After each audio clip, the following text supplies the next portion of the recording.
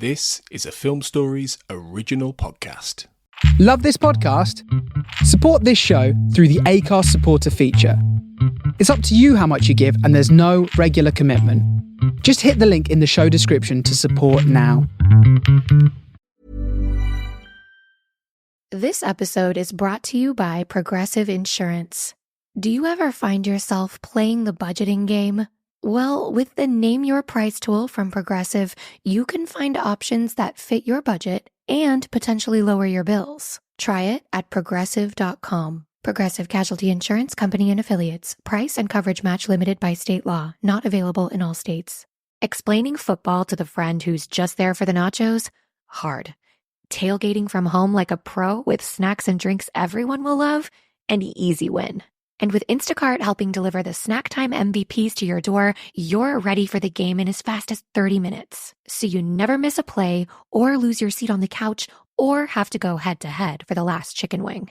Shop Game Day Faves on Instacart and enjoy $0 delivery fees on your first 3 grocery orders. Offer valid for a limited time. Other fees and terms apply. My dad works in B2B marketing. He came by my school for career day and said he was a big ROAS man. Then he told everyone how much he loved calculating his return on ad spend. My friends still laugh at me to this day. Not everyone gets B2B, but with LinkedIn, you'll be able to reach people who do. Get a $100 credit on your next ad campaign. Go to linkedin.com/results to claim your credit. That's linkedin.com/results. Terms and conditions apply. LinkedIn, the place to be, to be.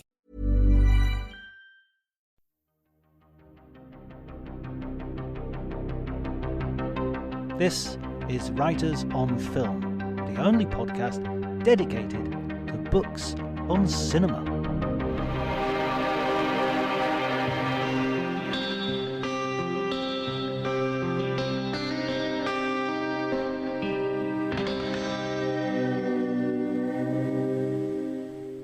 Hi everybody, my name's John Bleasdale. I'm a writer and film critic, and today I'm going to be talking to Isaac Butler, the author of The Method, How the 20th Century Learned to Act, which is a superb history of the most significant movement in acting, both theatre and film, of the 20th century, and the effect of which we are living with, for good and for bad, even today. So in order to prepare for this podcast, I of course been completely immersed in my role. I've researched podcaster for hours. I've gone into great detail. I've done some exercises. I have my effective memory intensely felt, and I shall be reproducing them throughout the podcast, much to Isaac's irritation. If you enjoy the podcast, please remember to like and share wherever you can. On social media and elsewhere. You can follow me on Twitter at Dr. Jonty, DRJONTY. But before you do any of that, enjoy the conversation.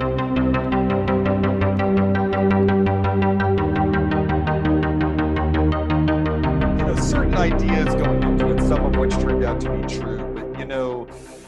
But, the key thing, which, not to get ahead of ourselves, but I imagine you're asking about here, has to do with the definition of what the method actually is and how it works and stuff like that.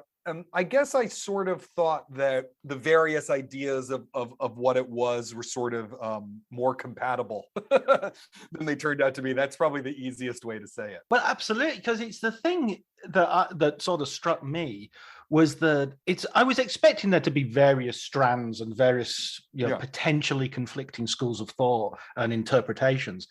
But they're kind of mutually exclusive. There are some real arguments in there which are, that's the absolute wrong thing to do. I mean, they all have their roots in Stanislavski. Yes. They all have their roots in his techniques. They all have their roots in this idea of, the Russian word is perezhevanya, which in English roughly translates to experiencing or re-experiencing. It's like, we want to see the actor kind of going through what the character is going through in a controlled way in real time. So a lot of the end goals are the same, but it is sort of like the various people who teach Stanislavski's techniques in the United States broke off a chunk of his teachings and then ran with them as far as they could possibly go. And so there's a lot of really stark differences there. There are some people who, studied with both Lee Strasberg and Stella Adler, or Lee Strasberg and Stella Adler and Sanford Meisner, or some combination of them, and kind of worked those techniques together and synthesized them into something themselves. But to hear the various teachers talk about it, it was pretty mutual. They thought it was pretty mutually exclusive. And when you start with Stanislavski, even as he goes through his career, I mean, obviously he's developing because he's working it out as he goes along. But some of those changes, again, are really quite major. Yeah. Yes, absolutely. I mean, Stanislavski, so he was open-minded almost to a fault, I think, in some ways. Far more open-minded than I am anyway. And he was someone who was really interested in experimenting, and he never wanted his ideas or his techniques to become a fixed, codified, dogmatic thing. So in fact, he didn't call it the method, he called it the system.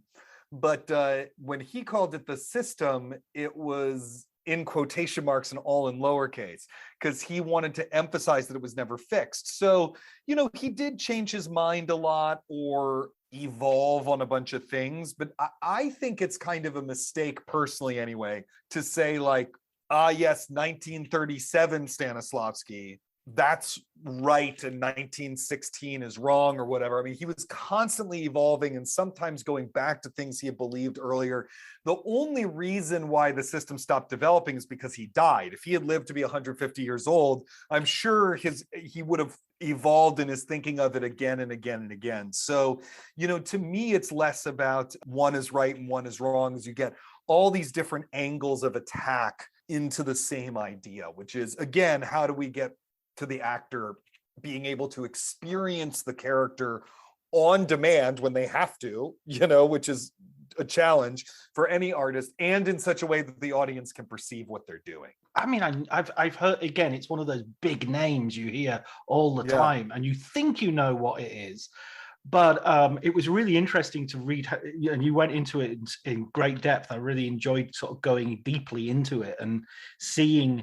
But the impression I sort of got was that he was a director who didn't ever want to stop rehearsing. And it was like, if you'd taken the performance out of the equation, he would have been like, oh, brilliant. That's the best. I mean, that's a really great way of putting it. I wish I had had that as a sentence in the book, but I'm glad that you came away with that feeling, because both of his landmark productions in the first season of the Moscow Art Theater, he tries to push off the opening as late as possible. And it's his partner, Vladimir Nemirovich Donchenko, who's like, F you, we got to get this show on the road. We're running out of money.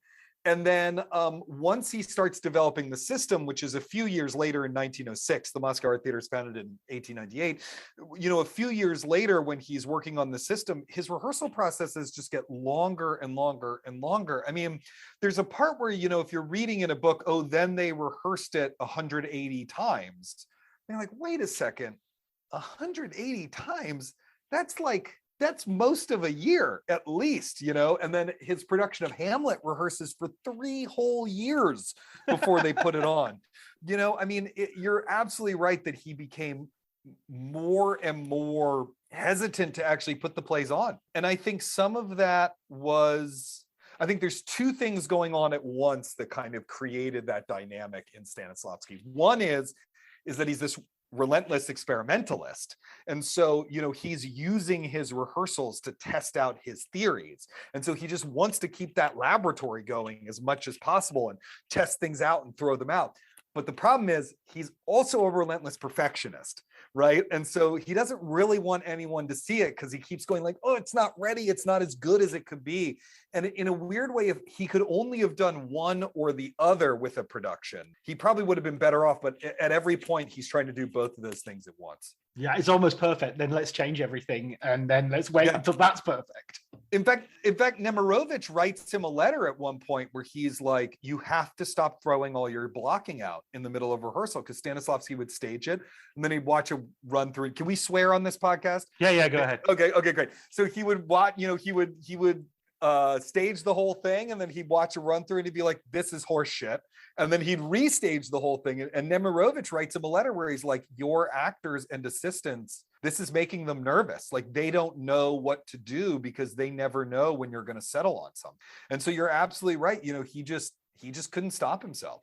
And yet he produced sort of some great successes. I mean, one of the biggest successes, I think, sort of like you could say, to his contribution to the culture alongside the method, is kind of understanding Chekhov and directing Chekhov so that Chekhov, you know, suddenly became famous as a dramatist, whereas he'd already been introduced to the theater and he'd sort of flopped.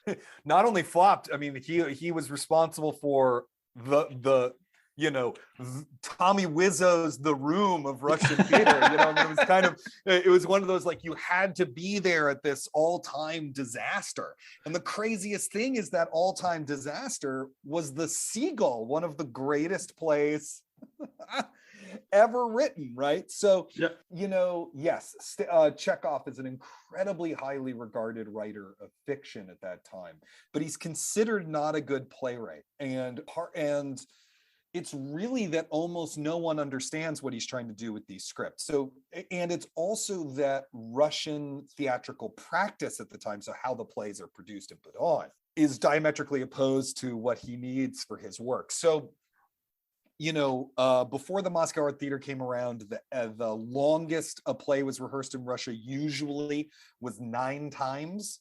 The actors would rehearse the plays and figure out their interpretations of their roles on their own.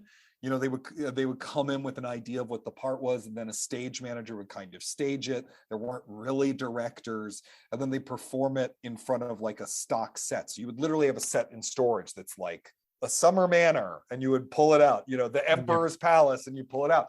And so if you've ever read Chekhov, you just know that's not going to work for his play. So the original production of The Seagull was such a flop that by the end of it, the audience was like booing and shouting at the stage, and Chekhov ran out into the cold St. Petersburg night and spent the night wandering the streets. And you know, he already had tuberculosis, and it negatively affected his health and probably shortened his lifespan, and on and on and on.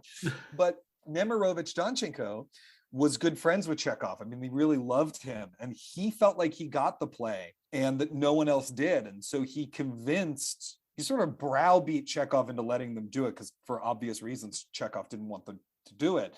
And then, you know, in the synergy or something, the symbiotic mind between Nemirovich, Danchenko, and Stanislavski, you know, together they came up with this really brilliant production. Nemirovich went to Stanislavski and Nemirovich got together, and Nemirovich took him line by line through the play and said, you know, this is how the play works. Nemirovich was one of the great critics of his day.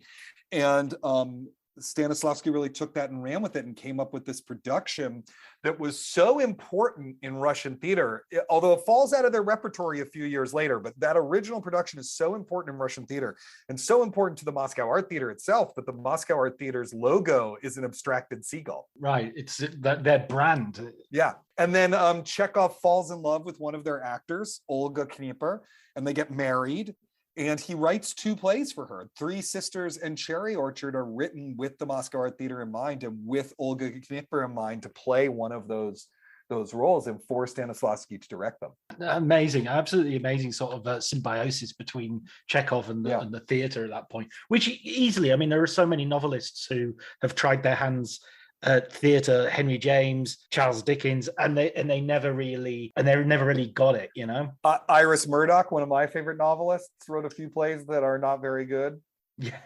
You know, but I mean, there are 2 different skill sets. You know, in theater, all you've got is the spoken word. There's no interiority. You know, there's a lot of and everything happens in real time. It's very difficult to move time along in the same way. And so it's tough for novelists who have so many other tools at their disposal to figure out what to do with such a reduced toolkit. And lots of writers will tell you that playwriting is the hardest kind of writing because of that. And certainly I think there's a number of novelists who found that really challenging. And so then we get the Moscow Art Theatre coming to America and sort of, inject. And one thing I've always wondered about this idea that, you go and see a play in Russian and as a non-Russian speaker, and you can sit there and appreciate the acting. And you say they were buying little translations and reading them before the performance. Yeah. So, I mean, it's a little bit like going to see opera with no super titles. I mean, that's actually, like if you went to go see the opera and you were at a place that didn't have super titles or pre-super titles, you would read a summary of the show in the program, and then you just kind of watch it and try to understand what was going on. You might read the libretto beforehand. It's kind of similar to that. They did publish the scripts in English some of them had already been published. Like, you could already go out and buy Uncle Vanya if you wanted to. But, one of their most famous productions was this play called Tsar Fyodor Ivanovich, which I've actually read because that English translation that was published when the Moscow Art Theater came, there's a PDF of a scanned book of it online. So I've actually read the play, So if you really wanted to know what was going on, you had to read the scripts in advance. Does that mean, do you think that the way they appreciated the acting might have changed, though? They may have been more attentive to sort of mannerisms and expressions rather than, just following the plot or listening to them? Yeah, well, I mean, how are you going to get meaning, I think, is what that question raises for me. How are you going to be able to, if you can't understand word for word going on, understand emotionally what's going on, what the relationships are between the characters? And yes, you would have to pay a lot closer attention to what the actors are doing in order for that to make sense. And, one of the things that people are marveling at that time is how every actor in the ensemble seems equally committed and seems to have as in-depth a characterization, regardless of the size of the part. And that was actually one of Stanislavski's big innovations with the Moscow Art Theater. He's the guy who coined, there are no small parts, only small actors. That's his aphorism. And, his whole thing was you could play a spear carrier or you could play Hamlet. But everyone, has to have a really in-depth character. And he paired that with another of his innovations, which is the permanent ensemble. Their ensemble company was a permanent ensemble. They were full-time employees of the theater. They shared a vision of what the theater was going for artistically, or they were supposed to anyway. I mean, they fought about that all the time. And they trained together. And so there was a real part of what was so groundbreaking about those productions was the unity of effect of them. And that really was what blew people away. But the fact that they thought about it just shows how committed they are. I mean, I can't imagine like modern day actors in sort of the movie TV land sort of fighting over what methodology they're using or what vision they have. It seems to be a very sort of Russian turn of the century thing. Well, yeah. Although then when we moved to the group theater in the 1930s here in the United States, which is where the method is really born, I mean, they're fighting with each other constantly. They're screaming at each other. Harold Klerman, who was one of the artistic directors of the group, would throw chairs at people when he disagreed with them. And then they'd laugh it off and get drunk or whatever. I mean, part of it is also, I think it's an era, both in Moscow and in New York, where people are far more comfortable with conflict than they are today. I certainly wouldn't be able to do great work under those conditions. I'm not saying that they were right. I'm just saying that culturally there was a lot more tolerance for conflict, for argument, for rage. I mean, these people fought a lot, and some of them would. It's not that they then always got along at the end of it. I mean, there are arguments from the Moscow Art Theater that people are holding grudges about till the day they die. And the same is true in the group. But it is that, they seem to believe that art was worth something, having these heated arguments about, and that it was okay to just scream at someone if you really passionately believed about something. I mean, like, I don't believe that. that's not how I'm raising my child. We say don't do that, in fact. But I think it's a really big difference in terms of it's almost like a paradigm shift about how conflict works. Yeah, and how you can express that sort of passion. And you're right, it's wrong to romanticize it too much, because a lot of bullying is done under that sort of pretense of passion. Yeah, absolutely. I mean, Stanislavski, for example, even though everyone loved him and everyone talks about how charming he was, and I mean, he was really friends with everybody, he could be a tyrant in the rehearsal room. And sometimes he would joke about that. Like in his memoir, he sort of is very self-deprecating about it. He clearly knows that he probably shouldn't have been so strict or strong-armed or whatever. But if you read the memoirs of the actors who worked with him, particularly a couple of the actresses, they didn't always appreciate it. They didn't always appreciate him yelling at them and then making fun of how they acted in front of the rest of the cast, which was something he would do if he was really angry at someone. And it absolutely was all done under this kind of umbrella of believing that the theater was sacred. Stanislavski really believed that the theater was sacred, so that if you did anything less than your best, it wasn't just you were having a bad day at work or you weren't being a great employee or whatever. I mean, it was almost sacrilegious to him, and he would treat it like that. And that's a really different way of thinking about art than we do today. And it's hard to kind of wrap your brain around. You can see how that would provide a lot of openings for abuse. I think, again, he was very charming. And so I think that's one reason why people didn't, went along with it.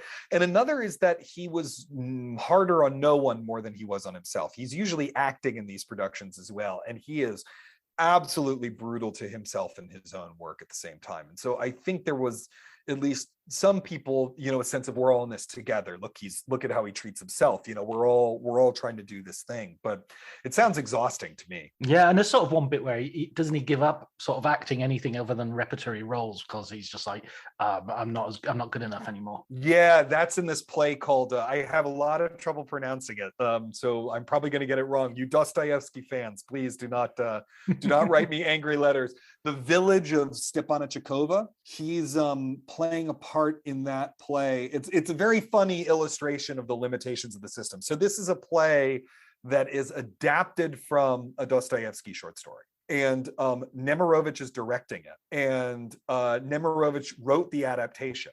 And so Stanislavski, though, is like, well, we have to discover who this character I'm playing is. And Nemirovich is like, we do not have to discover him, because Dostoevsky already described him in the story. And I wrote the adaptation. So there's nothing to just do what it says, just like, this is what it says this character is like, you have to be like that. And he's like, no, but he's more complicated than that. And, they ended up getting into these big fights about it. And then he works on it for months and months and months, and he just can't crack the part. A number of other things happen at the same time. There's, he has all these side theater companies, and there's some crises in those. His best friend dies, all this other stuff. And they do a dress rehearsal, and he sort of has a nervous breakdown during the dress rehearsal. He can't remember his lines. He's just standing on stage weeping because he can't figure out what to do.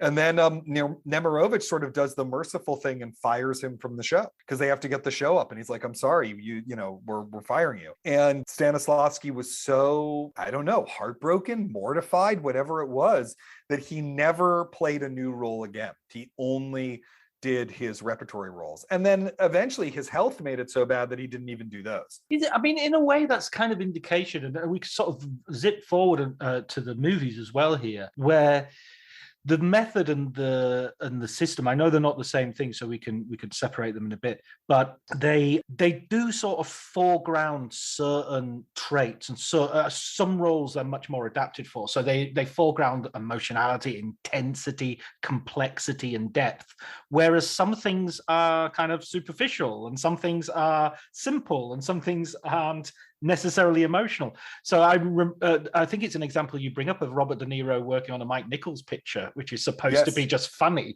and he's saying, well, why is the house yellow? And it's like, well, it's just because it's yellow. You know, it's a comedy. Don't overthink it. Yeah, absolutely. And he gets fired from that film, and the film is Mike Nichols never makes it. It's made under a different name by someone else. Yeah, that's a I mean, it's even funnier because it's Neil Simon, right? Exactly, I mean, it's like, you know, who's like one step removed from a Borscht Belt stand-up comic. Right? I mean, like, Mel Brooks film or something. Yeah. His jokes are very technical and very rhythmic. I mean, that's part of what makes Neil Simon work, is that the jokes have to be delivered in a certain way with a certain timing. And, you know, a good Neil Simon, you know, you go back and watch The Odd Couple, right? Like, it's very, as sort of normcore as The Odd Couple is, you can see like those jokes work, and they work because they're technically bulletproof. And Robert De Niro, who at that point, you know, by the time De Niro was doing that film, which was called Bogart Slept Here, and was by the time he's doing Bogart Slept Here, you know, De Niro, he's coming right off of Taxi Driver. I mean, that's the era we're talking about, right? So De Niro's preparatory process takes months usually. He is often rewriting the script himself, or he's bringing in bits that he's kind of figured out outside. So, for example, in Taxi Driver, everyone's favorite scene, the "you talking to me" scene, you know, that was something that he had thought up outside. And actually, if you look at his shooting script, he has like a little, you know, margin note to himself right where it happens, where it says "mirror thing here?" ? Right. And so that's that's the kind of thing he's doing. So you have to imagine putting that guy in a Neil Simon play. I mean, what would the reverse of that be? That would be like, you know, casting Martin Short as Travis Bickle or something, right? I mean, it's just the worst possible marriage of, you know, actor sensibility and subject matter. And so, yeah, he's trying to rewrite the jokes to make them make more psychological sense and stuff. And Mike Nichols and Neil Simon are like, no, you have to just, come on, you have to do this. And so eventually they fire him and the movie gets shelved. And it's kind of, I mean, the way it sort of comes into the into Hollywood, it's obviously it's coming via the theater and Elia Kazan and Marlon Brando as well. But each time, this is where I was having revelation after revelation. Each time you pick up like an actor who I think, aha, yes, there's the major sort of proponent of the method, there's a really good explanation for why really that's not true, you know. Yeah. I mean, yes, I love John Garfield as well, getting a really good, you know, not getting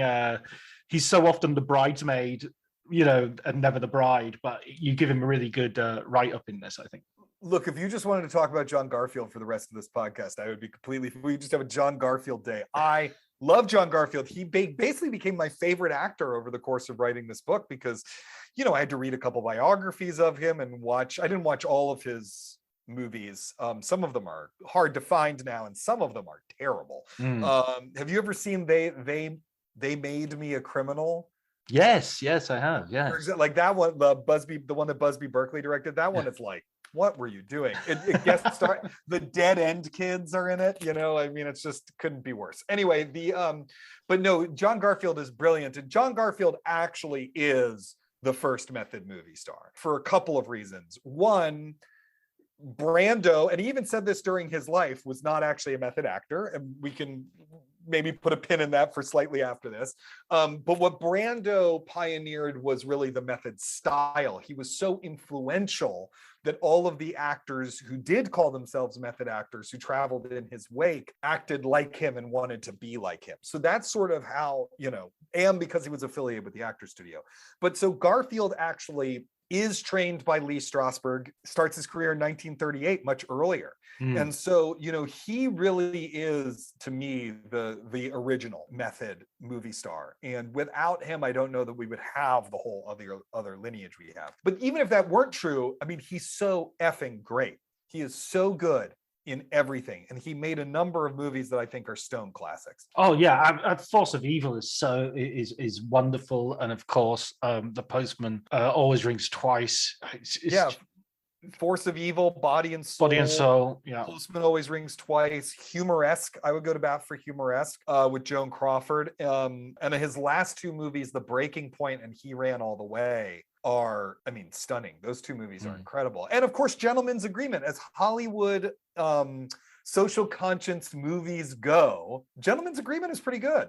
You know, like that's not a particularly rewarding genre, but you know, he does good work in that, and it's one of the few movies where he's explicitly a Jew.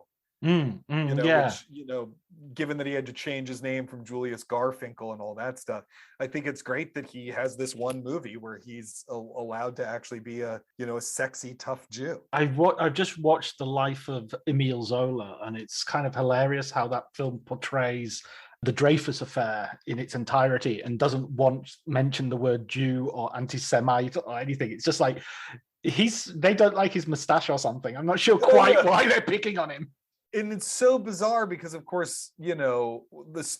I mean, when you think about how many Jews there are in the it's a Warner Brothers picture. Yeah, exactly. So it's hysterical on some level that people, they just wouldn't go near that. They just wouldn't go near it. So we come to Marlon Brando as well. I mean, I suppose at this point, let's make it clear what the method is at this stage, and why Marlon Brando isn't necessarily a method actor. Yeah. So welcome to, you know, the hell of trying to write this book in a careful way.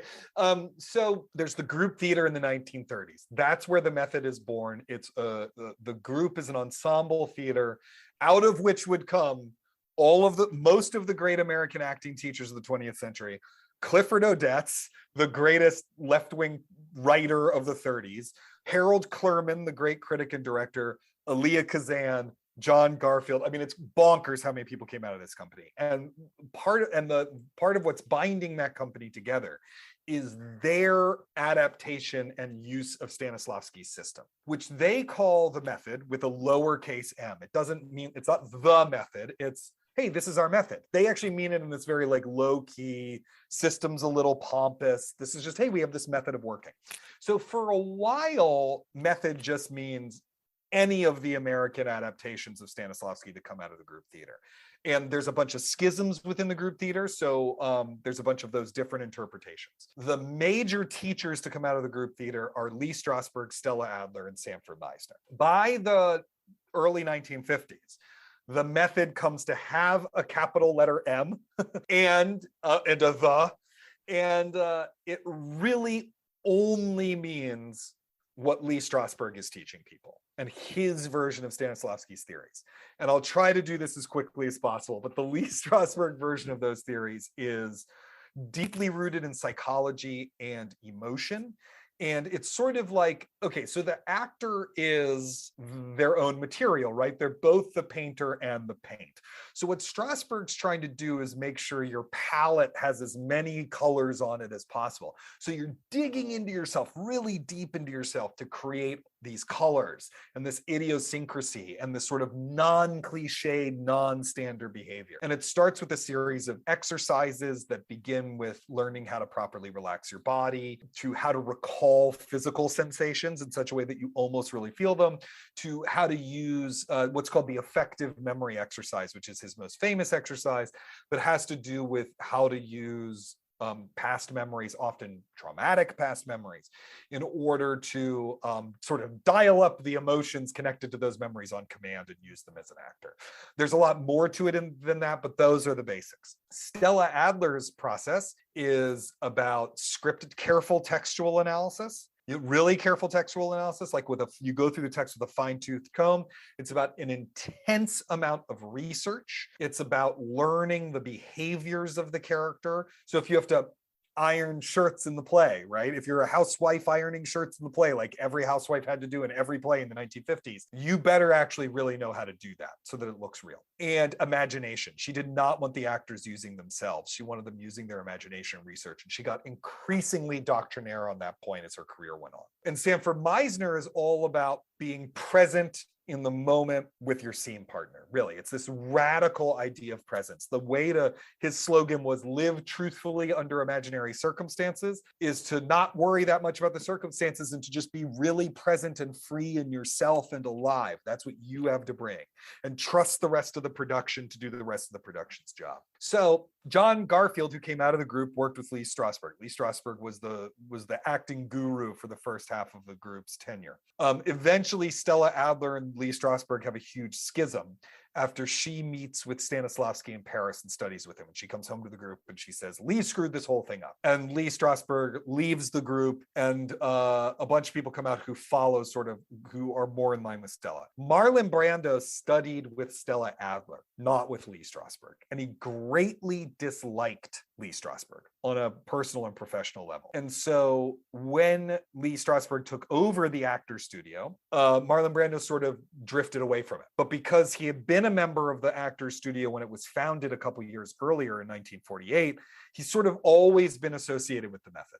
It's very weird, but it's true. He was he just that wasn't his thing. And so when one of the reasons I think that somebody says in the book that you quote is that like Marlon Brando would just have been brilliant anyway. He's sort of he's one of these unique people. It's almost Martin Balsam says that Marlon was Marlon, right? It's like he was an absolute. Whatever technique he was going to be given, he was going to be a genius. Someone once, it's not in the book because I couldn't find an attribution that I trusted. Maybe it was, but I think it's usually attributed to Shelley Winters, I think, that taking Brando to acting class was like taking a tiger to jungle class.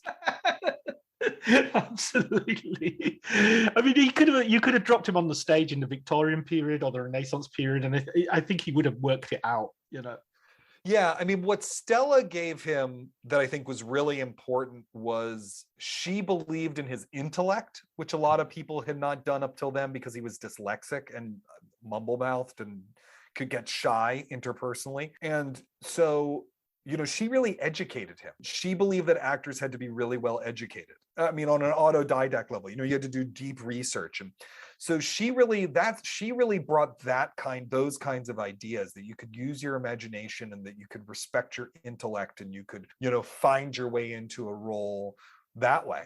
They sort of adopted him. Stella Adler and Harold Clurman, who was at that point her husband, kind of adopted him. He dated their daughter. He would come to dinner at their house all the time. They would give him books to read. I mean, he was for a while a surrogate son almost.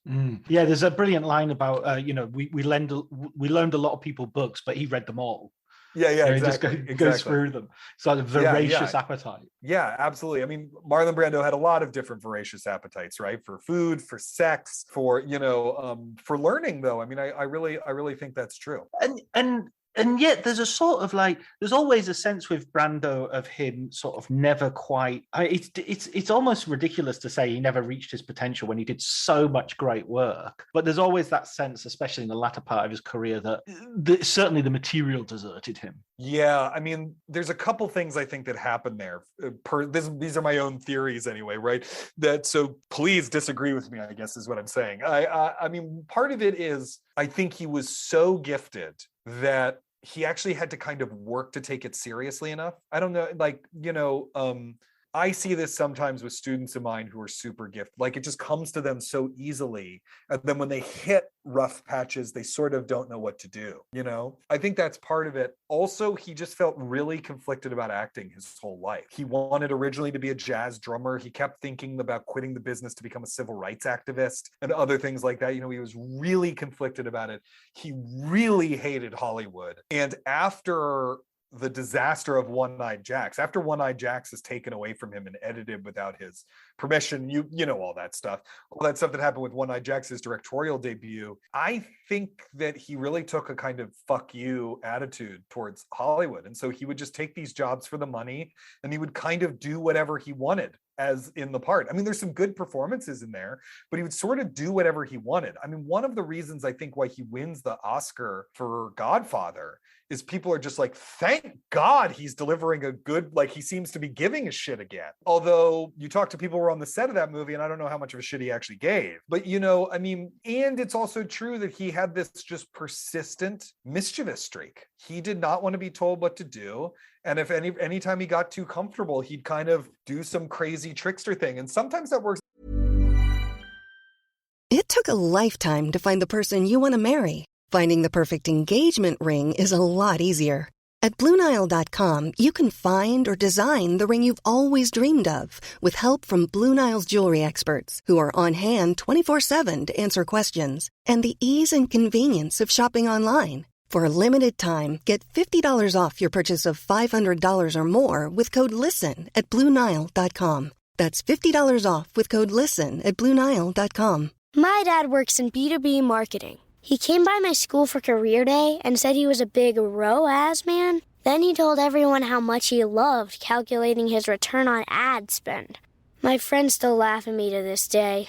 Not everyone gets B2B, but with LinkedIn, you'll be able to reach people who do. Get a $100 credit on your next ad campaign. Go to linkedin.com/results to claim your credit. That's linkedin.com/results. Terms and conditions apply. LinkedIn, the place to be, to be. Like, have you ever seen the Missouri Breaks, the Arthur Penn movie? Yeah. You know, a lot of people hate that movie. I actually love that movie. But Marlon Brando is doing some weird stuff in that movie. And it seems like he's doing whatever he wants, but it sort of works because his character is this kind of malevolent trickster. So the character is Irish, and Marlon's doing this kind of very thick Irish brogue, but then the character decides to go undercover as an American.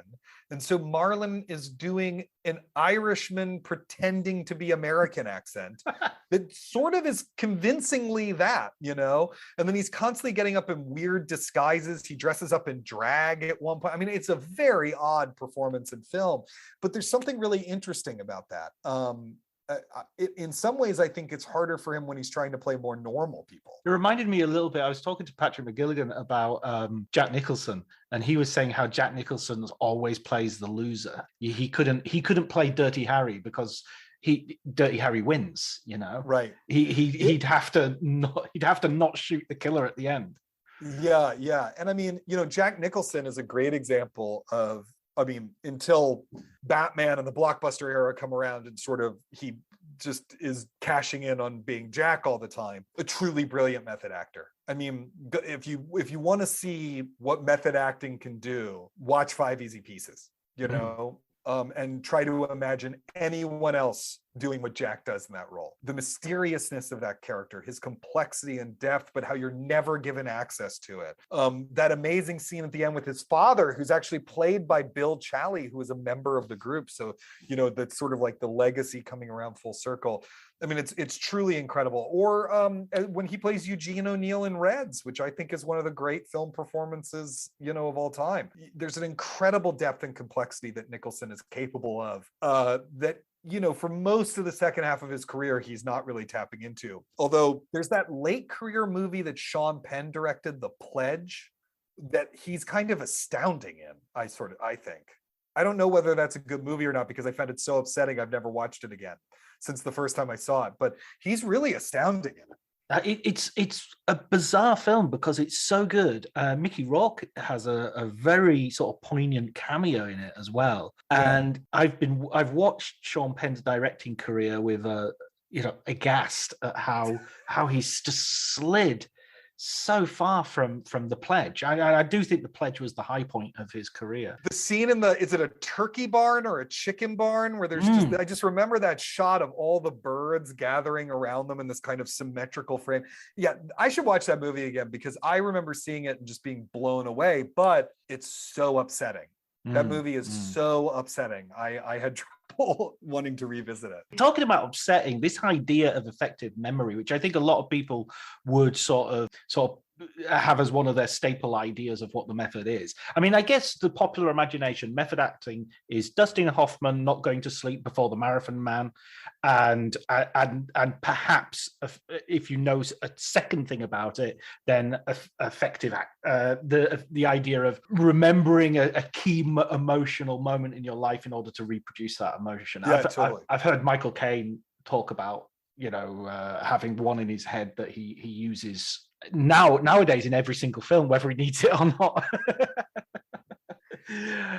So, I mean, that effective emotion thing, though, as you said, Stella Adler hated that idea because she sort of thought it was almost immoral to put an actress or an actor through that repetition of trauma. I don't think it was almost. I mean, she called it sick. Yeah, right. She said it's sick to do. The word she used was sick. She was like, Lee Strasberg is a sick man, and this is a sickness, and he's asking actors to do this sick thing. I mean, that's the word that she would use for it. So I think she did think it was immoral. I think the issue was that Lee Strasberg became so central to American acting that a lot of people felt that's what they needed to do, and that was the technique that they needed to adopt. And he would say that's what they needed to do, and that was the technique they needed to adopt.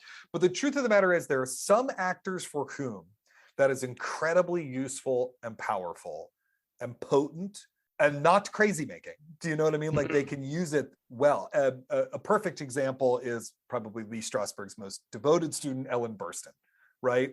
You can actually go somewhere on YouTube, there's footage of Lee Strasberg doing an effective memory exercise with Ellen Burstyn. You know, like, she took over the actor studio after he died and ironed it all out. She is one of the great method actors of all time. And she's just like, no, this works for me. You know, this is really powerful. This is how you get to the truth. There are other actors who would tell you only use effective memory as an exercise. You know, when I interviewed Estelle Parsons, she said, you know, you use these exercises like if you were playing a musical instrument, you got to clean your musical instrument. That's what it's like. They're clean, or you got to do your scales. You're not going to sit there in a concert and do scales. You know, this is the thing you do to prepare you to do your role. You don't do this during the role. And then there are people who shouldn't do it. Like, when I was a student actor, I definitely shouldn't have been doing that stuff. That wasn't, or what I learned through doing it is that it was not going to work well for me.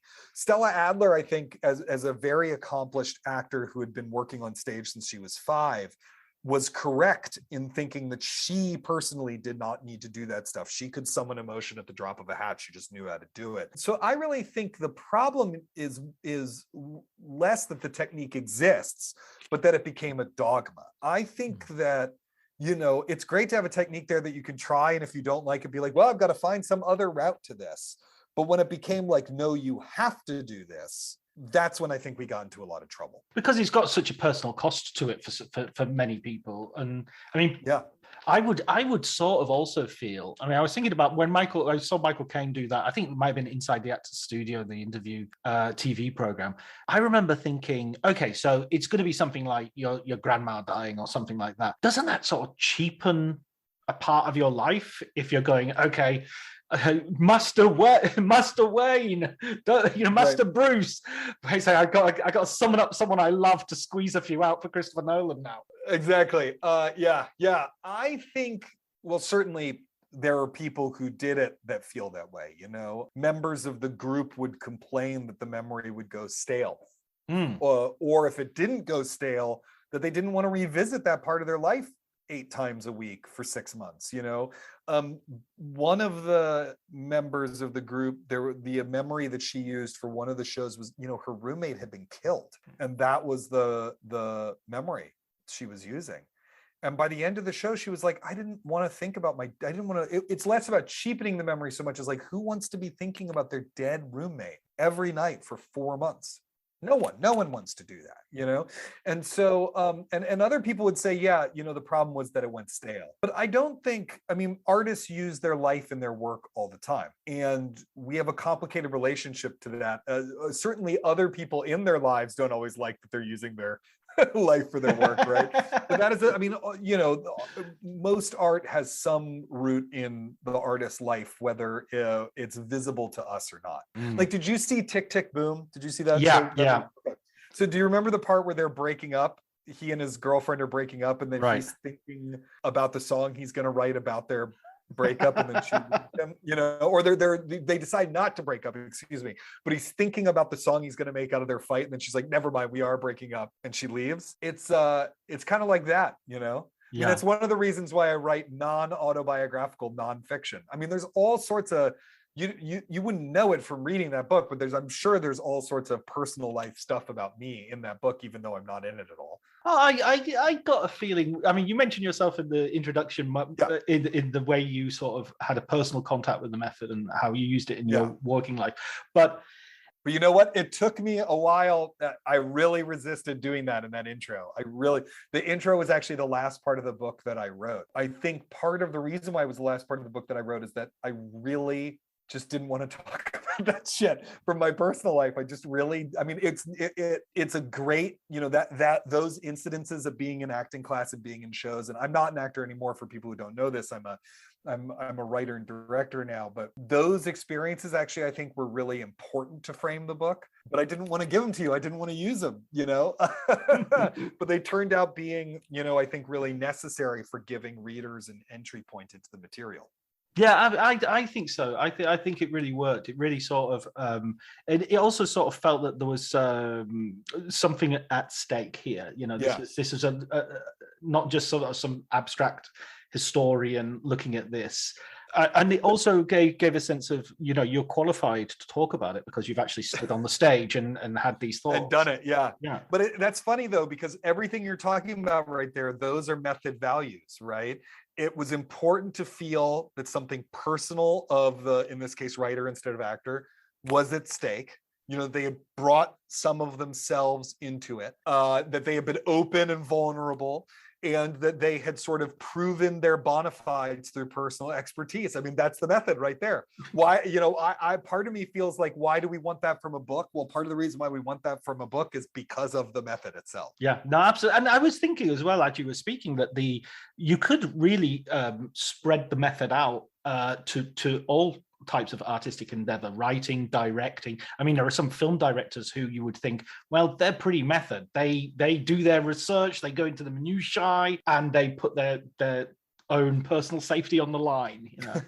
Yeah, and a bunch of the great directors of the new Hollywood movement actually studied with Lee Strasberg, Stella Adler, or Sanford Meisner. Sidney Lumet studied with Lee Strasberg. Martin Ritt was part of the group theater and then part of the actor studio. Peter Bogdanovich very famously studied with Stella Adler. Sidney Pollack studied with Sanford Meisner. I mean, on and on and on. There was a big influx of those students. Arthur Penn was in there as well, wasn't he? As Arthur Penn. Arthur Penn eventually became president of the actor studio for a while after Lee died. Yeah, Arthur Penn was a big Lee Strasberg guy as well. The director of Missouri Breaks. The director of, I mean, most people would say director of Bonnie and Clyde or Night Moves, but to you and me, you will always be director of Missouri Breaks.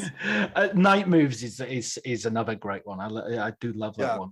I mean, the Gene Hackman Arthur Penn partnership produced such great work. But to answer your earlier point, there was part of me that wanted to be like, and look, the method is here and the method is there and there's the method here.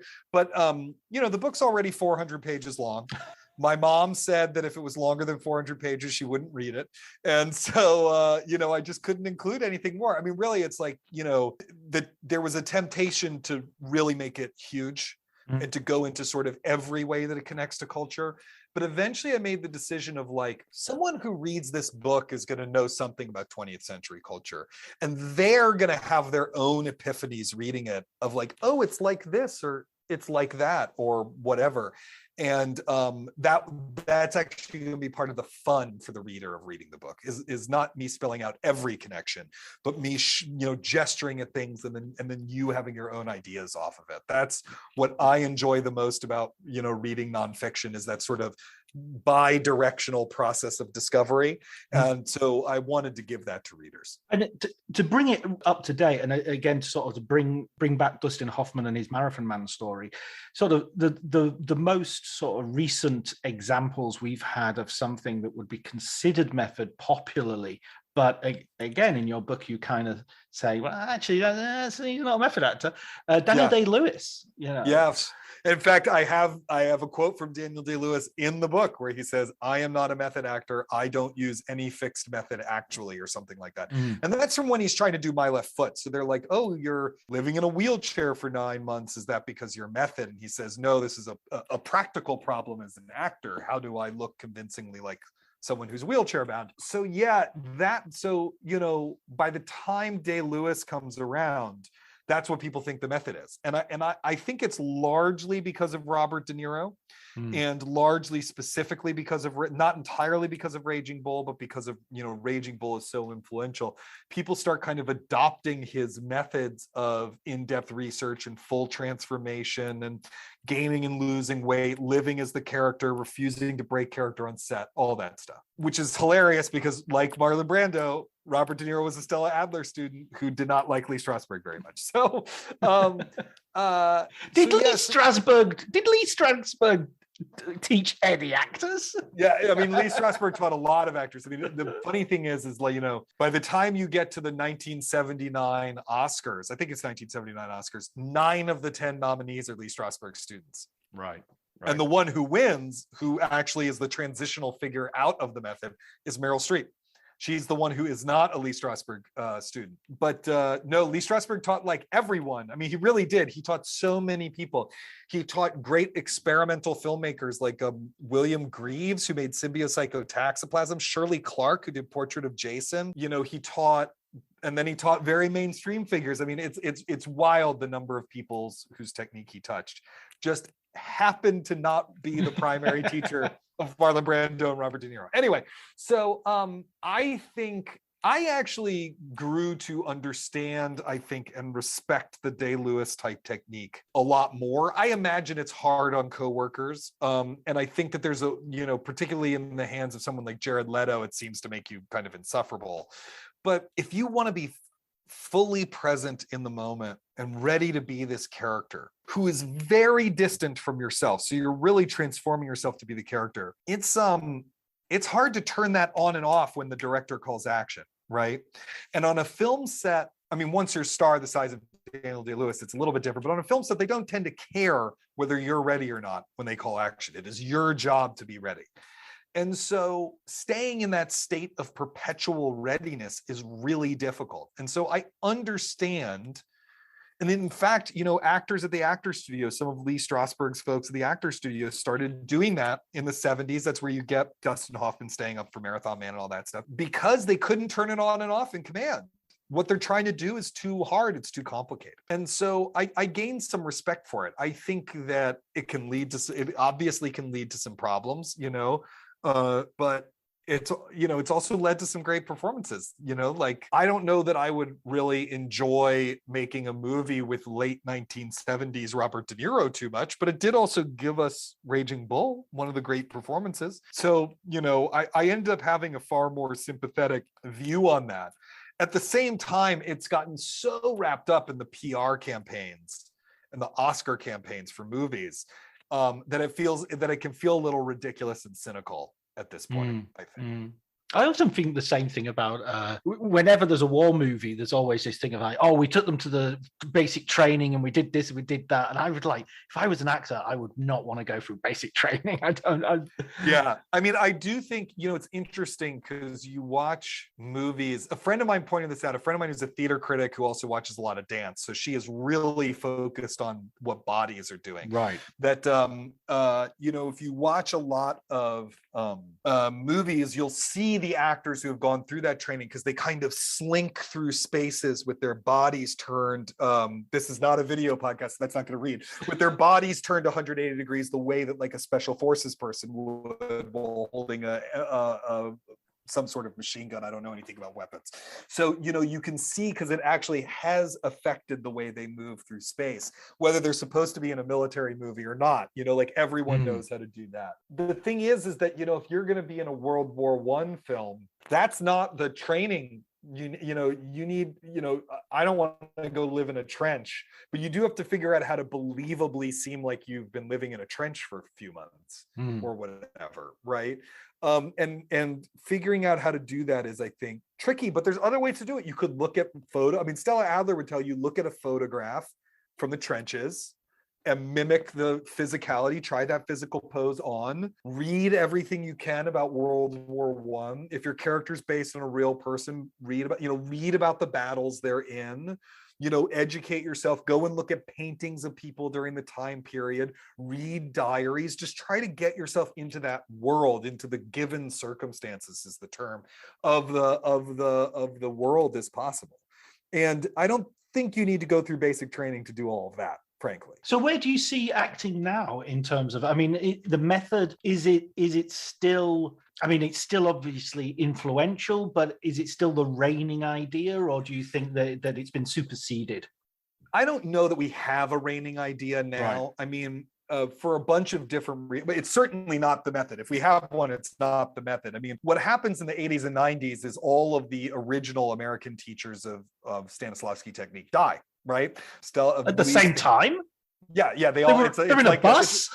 It's like the day that music died. It's they were in that plane with Buddy Holly and Richie Valens. Buddy Holly and Richie Valens. Yeah, exactly. No, it's but over the course of those 20 years, they all die. Lee Strasberg was born in 1901. And he dies in 1982. Harold Clurman dies in 1980. Stella Adler, Sanford Meisner die in the 90s. It's really the end of the era.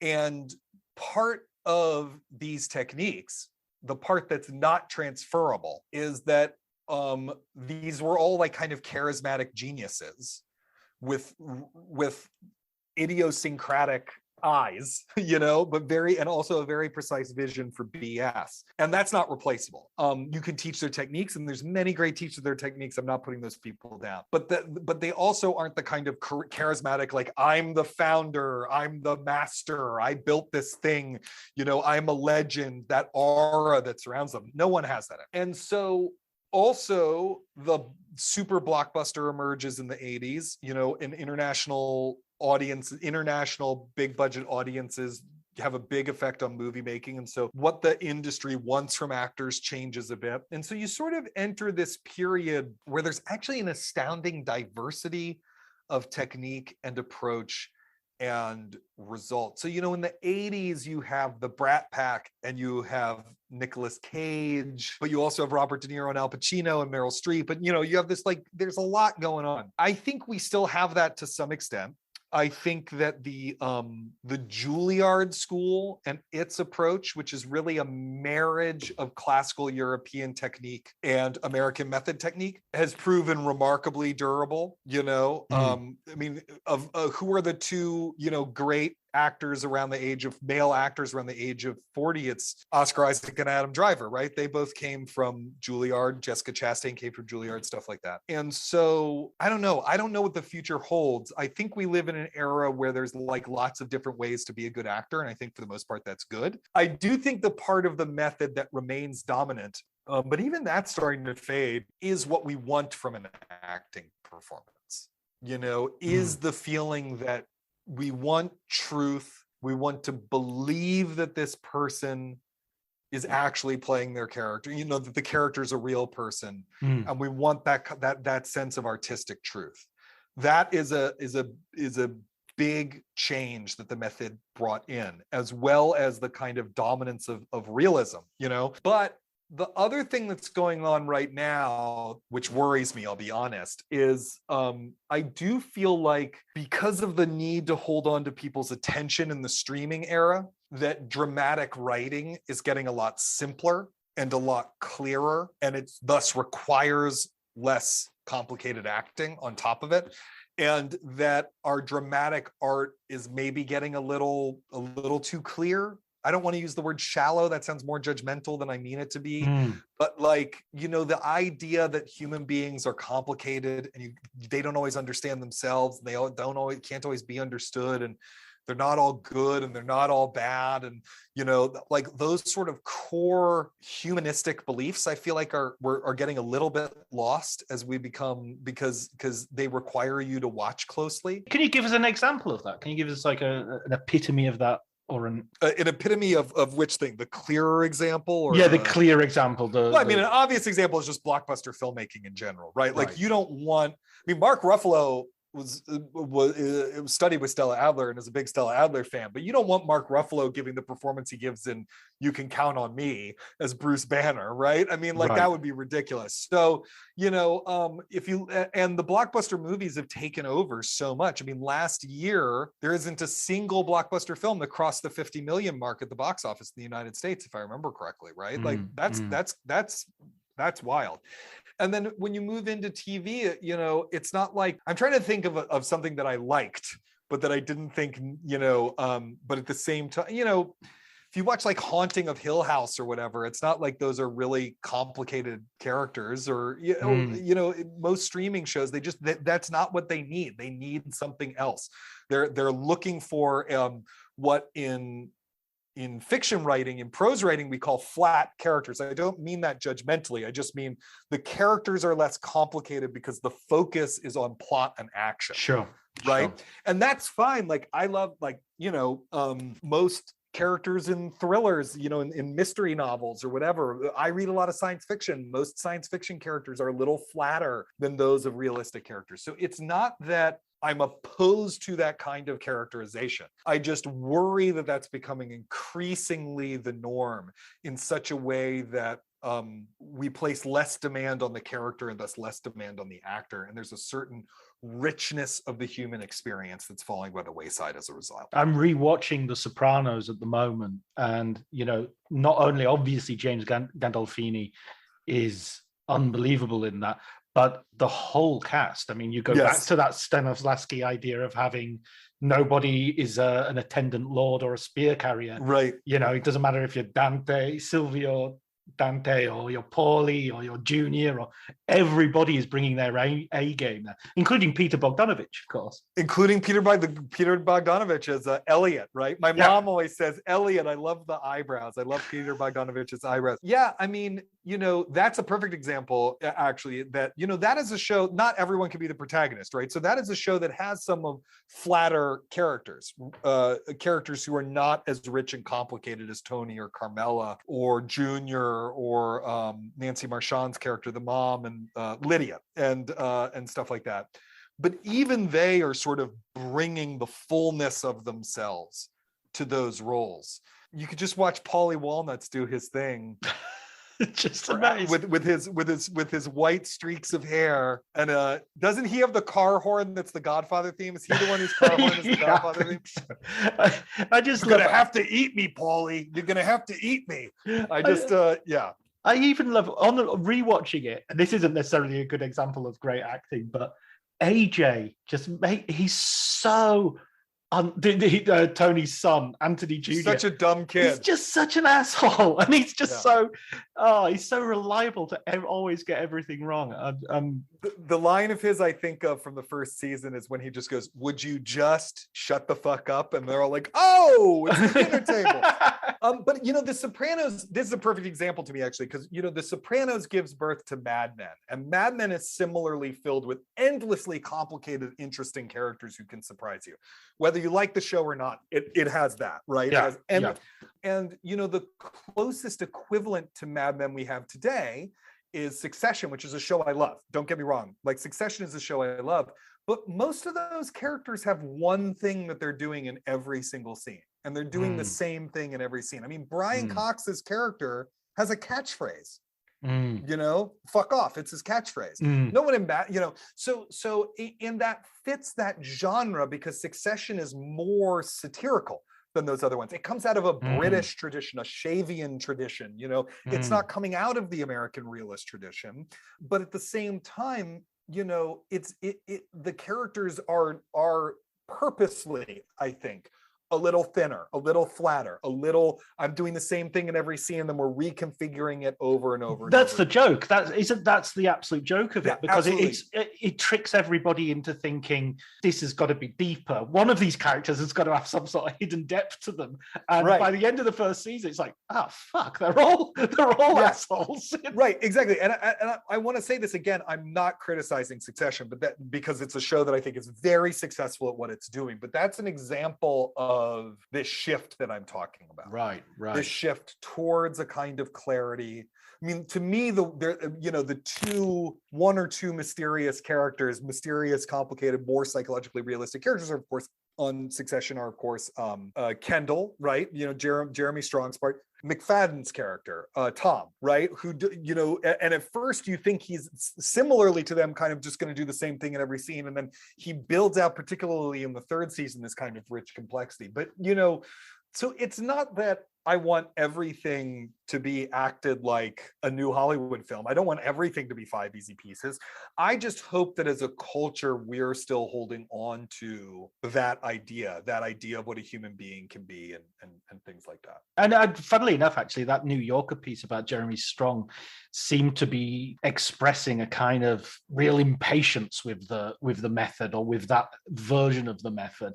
Certainly people in that article do. I mean, I should say I know Michael, who wrote that piece, and he and I had a little phone call while he was writing it, just to, he was like, am I getting this terminology right? And so I did have a little bit of a preview of it. I think it's, Michael I know, because he said it both publicly and privately, and it's in the article, has an unbelievable admiration for what Strong accomplishes. And I think that, he is doing things on that show that not every actor can do. That scene in the gravel driveway in the finale of season 3 is a perfect example of someone living absolutely in the truth of the moment. And it, even though Strong is not a method actor, doesn't do doesn't do effective memory exercises and is against them and stuff like that, it's that clear sign of what Strasberg was talking about, which is if the actor is really feeling what's going on, they're going to express that emotion in unconventional ways. The way to get away from cliche is to use how you really do these things, because how you really do these things is particular. And so that gravel driveway scene is a perfect example of that he's truly in the moment. It's real truth. It seems to have this profound effect on the actors he's working with. They're better in that scene than they usually are, et cetera, and so forth. And then the dialectic of that article is like, does he have to be this preposterous a person to get this result? And, it bounces these two ideas off each other in a way that I think is really rich and powerful. Clearly, lots of people like Adam McKay, among other people, and Aaron Sorkin took that article to be a takedown. I don't actually think that article is a takedown. I think that article is great admiration for him.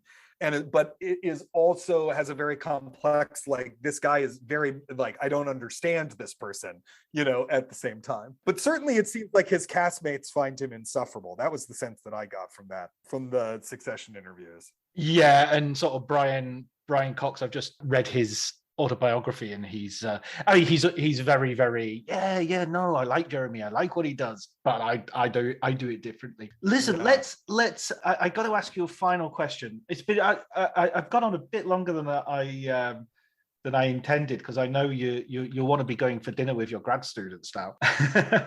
Soon, yeah, I've got to go teach a class. Oh my God, I got to do.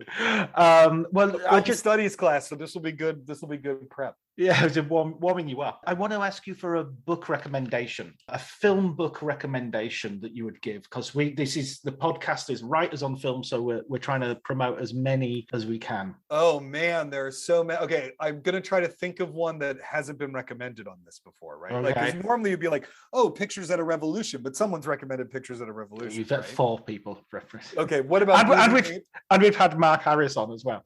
So Mark is so great. He was so helpful to me for the book, because he was researching the Mike Nichols bio at the same time, right?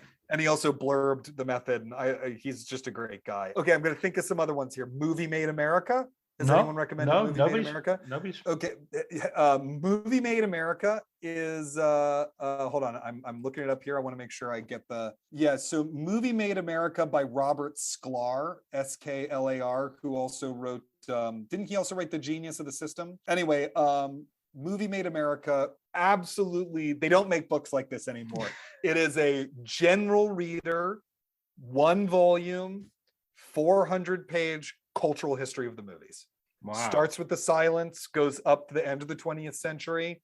If you just want to get immediately a deeper understanding of the arc of American cinema, in an easy way, by someone who's an absolute authority on all this stuff, but still is able to present it readably, Movie Made America is, I think, is the place to start. Robert Sklar. I mean, there's lots of books you can break off about individual movies or eras, or what's that series where they do the big book that's about all the movies of that decade, and they have an amazing one about the 70s. Oh shoot, maybe it's Cambridge does them. I don't remember, but they have these amazing. There's stuff you can do out there if you want to specialize in. Sure.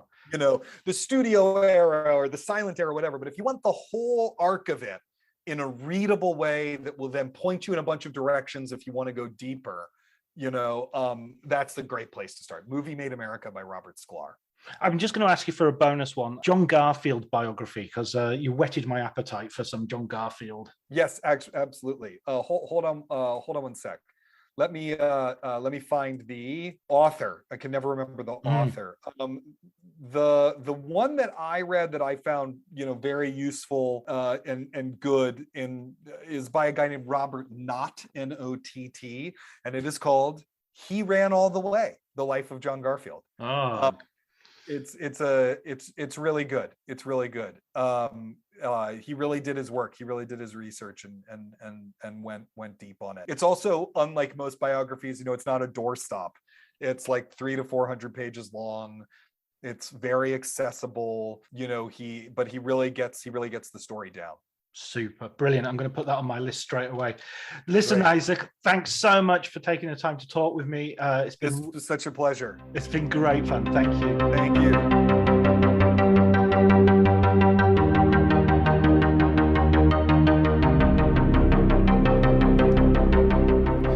So that was my conversation with Isaac. I hope you enjoyed it. I had a great time. I learned a lot from his book. It comes highly recommended. His other recommended books were Movie Made America, A Cultural History of American Movies, which is written by Robert Sklar, S-K-L-A-R. He also recommended, on my insistence, He Ran All the Way, The Life of John Garfield by Robert Knott, N-O-T-T.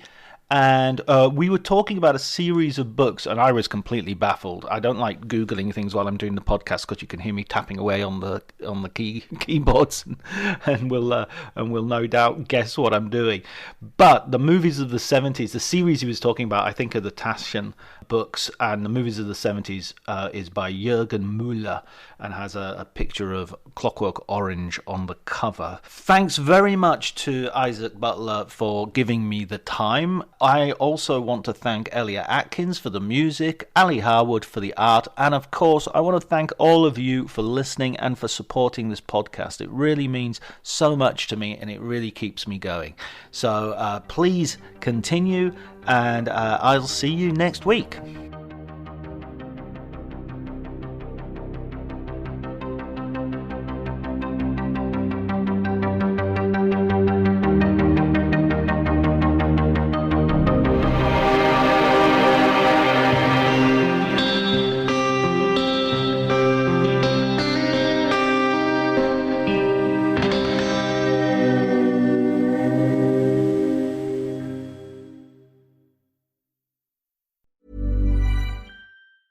$1-800-Flowers.com knows that a gift is never just a gift. A gift is an expression of everything you feel and helps build more meaningful relationships. 1-800-Flowers takes the pressure off by helping you navigate life's important moments by making it simple to find the perfect gift. From flowers and cookies to cake and chocolate, 1-800-Flowers helps guide you in finding the right gift to say how you feel. To learn more, visit 1-800-Flowers.com/ACAST. That's 1-800-Flowers.com/ACAST. Cue the fireplace and your favorite fall movie. There's nothing better than a cozy evening at home with a glass of First Leaf wine. First Leaf is a personalized wine club that delivers right to your door. Sounds magical, right? They get to know your favorite tasting notes, which varietals you enjoy, and whether you prefer sweet or dry wines. So in every shipment, you get bottles tailored to your unique palate. Go to tryfirstleaf.com/fall to get your first 6 wines for just $44.95 with free shipping.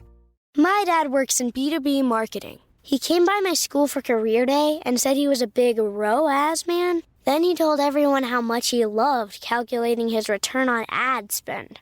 My friends still laugh at me to this day.